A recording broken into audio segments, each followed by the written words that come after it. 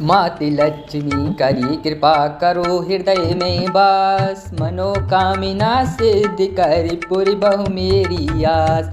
यह मोरे अरिदास हाथ जोर विनती करूं, जगत जननी जगदम्बिका सब विधि करो सुभाष। ओम विश्वरूपस्य भर्जासि पद्मो पद्मालय शुभे, सर्वता पाहि माँ देवी महालक्ष्मी नमस्तुते।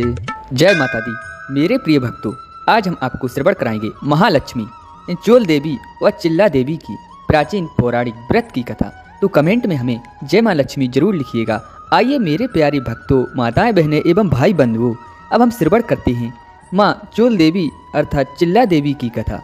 एक समय धर्मराज युधिष्ठिर ने श्री कृष्ण भगवान को प्रसन्नचित देखकर कहा, हे त्रिलोकीनाथ, समस्त ऐश्वर्यों के स्वामी, आप कृपा करके कोई ऐसा व्रत बतलाइए जो सब व्रतों में श्रेष्ठ एवं ऐश्वर्य सुख देने वाला हो।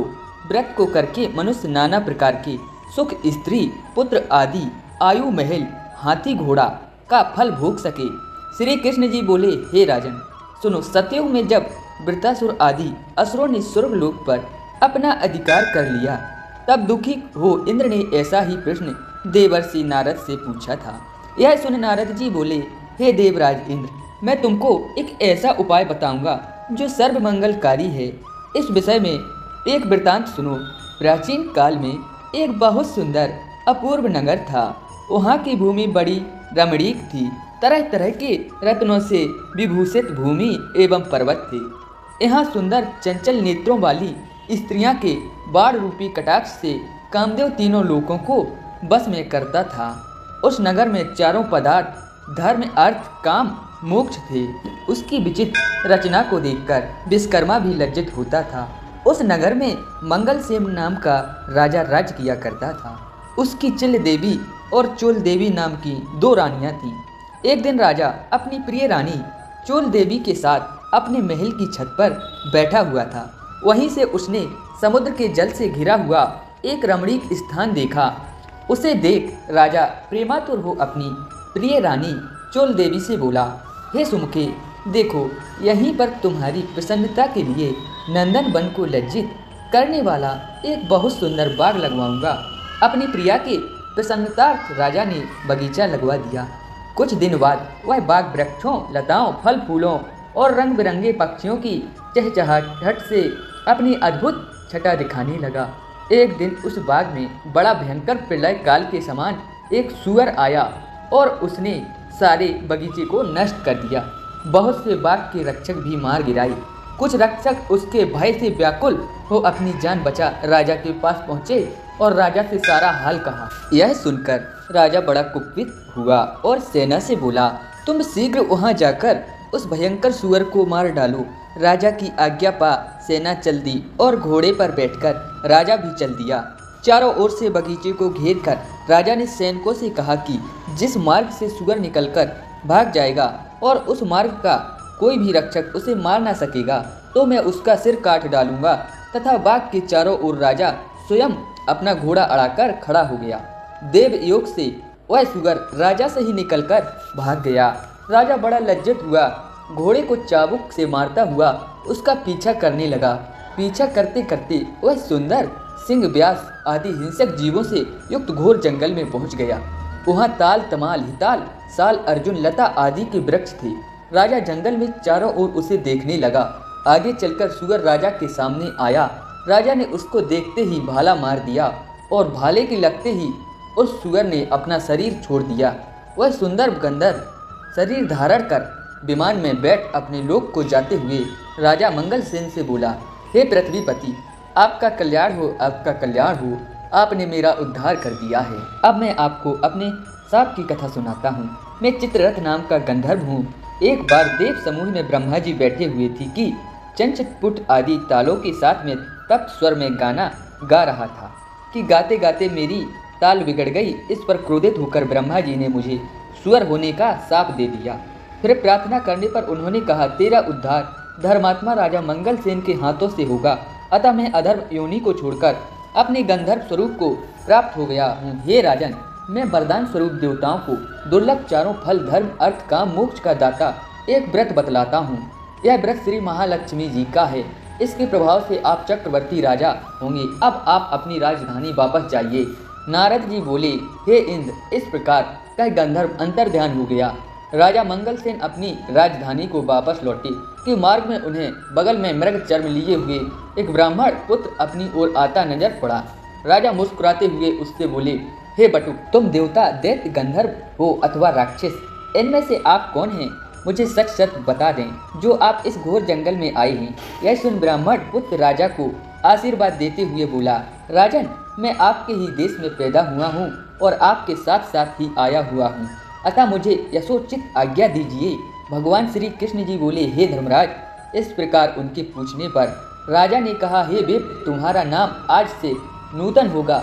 अब तुम किसी सरोवर में से ठंडा जल लाओ। राजा की आज्ञा पावा नूतन राजा को एक सुंदर वृक्ष के नीचे बिठाकर आप घोड़े पर सवार हो जल की खोज में चल दिया।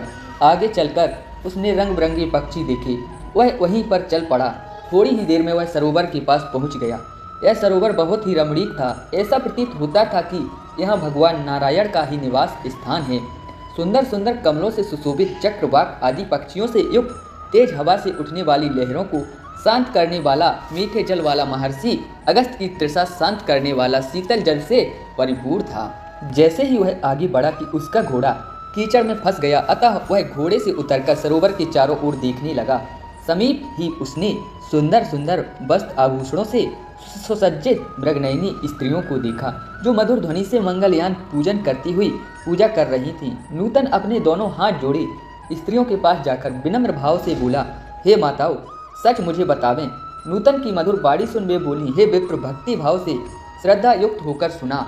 जो भगवती माया, प्रकृति और शक्ति नाम से प्रसिद्ध हैं, हम उसी महालक्ष्मी का व्रत कर रही हैं।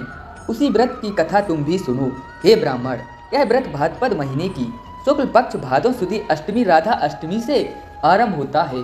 इस दिन प्रातःकाल उठकर 16 बार हाथ पैर और मुँह धोकर 16 धागों से युक्त एक डोरी कलावा लेकर उसमें 16 गांठ लगावें और चमेली के पुष्प, कपूर, धूप आदि सुगंधित पदार्थों से प्रत्येक गांठ की पूजा करें और ओम ह्रीं महालक्ष्मी नमः इस मंत्र का 16 बार अभिमंत्रित कर श्री लक्ष्मी जी से प्रार्थना करें। हे महालक्ष्मी, आप हमें धन धान, पृथ्वी, धर्म, कीर्ति, आयु, यश और शोभा तथा हाथी घोड़े पुत्र दो।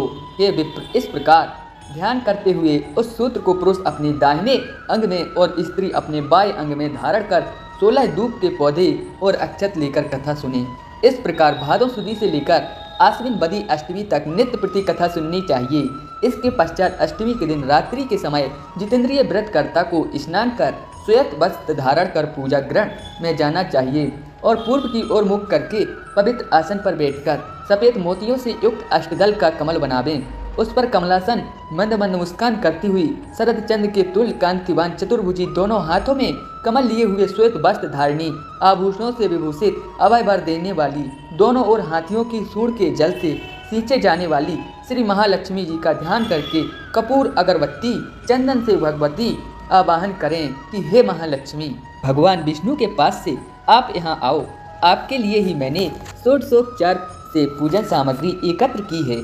हे विप्र, तुम इस प्रकार 16 दिन समाप्त होने पर व्रतकर्ता को श्रद्धा अनुसार उद्यापन करना चाहिए। उद्यापन विधि इस प्रकार है।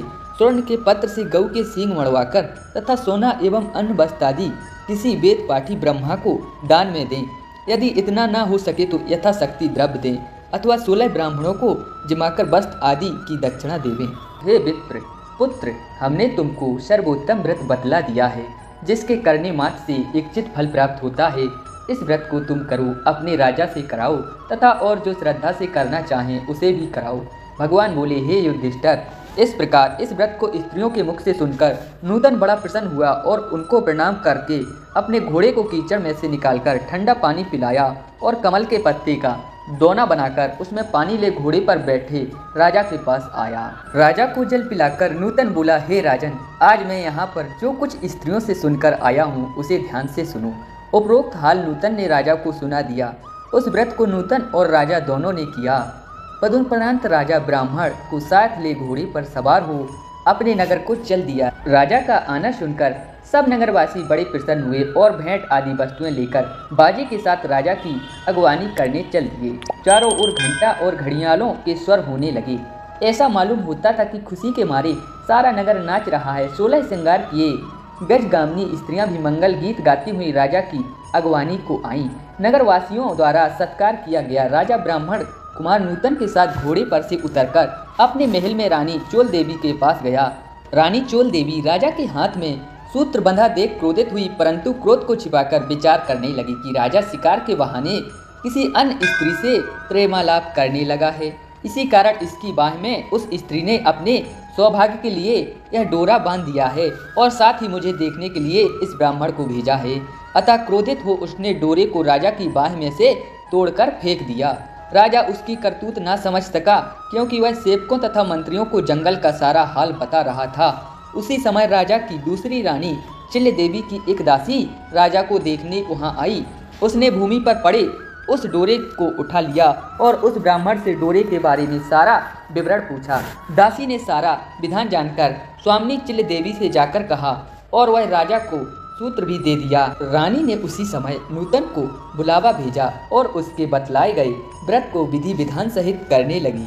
भगवान बोले, हे पांडुनंदन युधिष्ठिर, 1 वर्ष बीतने पर लक्ष्मी पूजन की याद आई। राजा ने अपनी बाह में बंधे सूत्र को न देखा तो अपार चिंता में डूब गया। नूतन ने रानी चोल देवी द्वारा उसे तोड़ जाने का सारा हाल राजा को बता दिया। यह सुन राजा क्रोधित हुआ। रानी चोल देवी से बोला, अरे दुर्बुद्धे, अब मैं तेरे महल में लक्ष्मी पूजन न करके रानी चिल्ल देवी के महल में लक्ष्मी पूजन करूंगा। यह कह राजा चिल्ल देवी के महल को चला गया। इसी बीच लक्ष्मी जी बुढ़िया का रूप बना परीक्षा लेने के लिए रानी चोल देवी के घर गई। रानी चोल देवी उसका निरादर करते हुए बोली, अरे दुष्ट पापनी, तू कौन है? मेरे घर कैसे आई है? चल भाग यहाँ से, हट जा। इस प्रकार लक्ष्मी जी रानी चोल देवी से अपमानित होने पर उसे शाप देती हुई बोली, मूर्ख, तूने मेरा अपमान किया है, अतः सुवरमुखी हो जा और आज से इस मंगलपुर का नाम कोलापुर हो जावे। फिर वृद्धा रूप लक्ष्मी जी वहाँ से चलकर परीक्षा लेने के लिए चिल्ल देवी के महल में गई। वहाँ रानी ने उसका बड़ा सम्मान किया। रानी से सम्मानित हो लक्ष्मी जी ने वृद्धा का रूप त्याग साक्षात अपना लक्ष्मी स्वरूप धारण कर लिया। यह देख रानी चिल्ल देवी ने लक्ष्मी जी को साष्टांग प्रणाम करके बड़े प्रेम से नाना प्रकार के उनका पूजन किया। भगवती लक्ष्मी चिल्ल देवी से प्रसन्न हो बोली, हे चिल्ल देवी, मैं तुमसे बहुत प्रसन्न हूँ, मन चाहा वरदान मांग लो। चिल्ल देवी बोली, हे सुरेश्वरी, कमलासन अम्बे, जो भी प्राणी इस व्रत को करे और जब तक चंद्र सूर्य आकाश में रहे तब तक आप उसके घर को संपूर्ण ऐश्वर्य से भरपूर रखे, उसके घर में आप सदैव विराजमान रहे व मेरे पति सहित आपकी एक कथा सारी पृथ्वी पर विख्यात हो। हे धर्मराज, रानी से भगवती लक्ष्मी तथास्तु कह वहीं अंतर ध्यान हो गई। पश्चात राजा मंगल ने रानी चिल्ल देवी के साथ बड़ी श्रद्धा से पूजन व्रत किया। दुराचारिणी रानी चोल देवी ईश्वरावश होकर रानी चिल्ल देवी के महल में जाने लगी। वहां बैठे पहरेदारों ने उसे अंदर जाने से रोक दिया, क्योंकि लक्ष्मी के शाप से उसका मुँह सूअर के समान दिख रहा था। रानी दिखलाई नहीं देती थी। तब वह दुखी हो जंगल में महर्षि अंगिरा के पास गई। उसकी यह दशा देखकर मुनि अंगिरा ने अपनी ज्ञान दृष्टि द्वारा उसकी सारी बातें जान ली। तब मुनि ने लक्ष्मी जी के कुपित होने का कारण उनसे कहा और स्वयं श्री लक्ष्मी जी से उसके अपराध की क्षमा याचना कर उसके श्री चरणों का व्रत पूजन करवाया। व्रत के प्रभाव से वह रानी पुनः अपने लावण्यमय स्वरूप को प्राप्त हो गई, कीर्ति पाने लगी। तदंतर उसी वन में राजा शिकार खेलने को गया। वहाँ मुनि अंगिरा की कुटी में रूप रावण से युक्त उस अनुपम देवी को देख राजा मंगल बोला, हे महर्षि, यह अपनी सुंदरता से इस वन को प्रकाशमान करने वाली स्त्री है, इसका कारण मुझसे कहो। राजा की बात सुन महर्षि अंगिरा ने उसकी सारी कथा सुनाकर रानी चोल देवी उसे सौंप दी। राजा प्रसन्नचित्त हो रानी चोल देवी को साथ लेकर अपनी राजधानी को वापस आया और रानी चिल्ल देवी सहित पृथ्वी के नाना प्रकार के भोग भोगने लगा। दोनों रानी बड़े प्रेम से मिलकर राजा की सेवा करने लगी। राजा मंगल पृथ्वी के समस्त सुख भोगकर अंत में स्वर्ग को गया और मंगल नक्षत्र नाम से विख्यात हुआ। नारद जी बोले, हे इंद्र, समस्त व्रतों में श्रेष्ठ श्री महालक्ष्मी जी का व्रत मैंने तुमसे कहा है। जो व्यक्ति इस व्रत को करेगा वह धर्म, अर्थ, काम, मोक्ष चारों पदार्थों का भागी होगा। अतः तुम भी इस व्रत को करो। जिसने धन, धान, भूमि, कीर्ति, आयु, यश, शोभा, घोड़ा, हाथी, पुत्र, पौत्र आदि प्राप्त हों और तुम्हारी कीर्ति फैलती रहे। इंद्र नारद जी को प्रणाम कर अपने लोक को गया और व्रत किया। भगवान श्री कृष्ण जी बोले, हे युधिष्ठिर, नारद जी से देवराज इंद्र द्वारा पूछे गए श्रेष्ठ व्रत को मैंने तुम्हें बता दिया, जो सांसारिक अपरलौकिक सुखों को देने वाला है। इस प्रकार जो भी मनुष्य इस माँ गजलक्ष्मी की पावन पौराणिक अमृतमयी कथा को श्रवण करता है और अपने श्रीमुख से सुनाता है। भगवान विष्णु और महालक्ष्मी की कृपा उसके परिवार पर हमेशा बनी रहती है। बोलिए महालक्ष्मी महारानी की जय।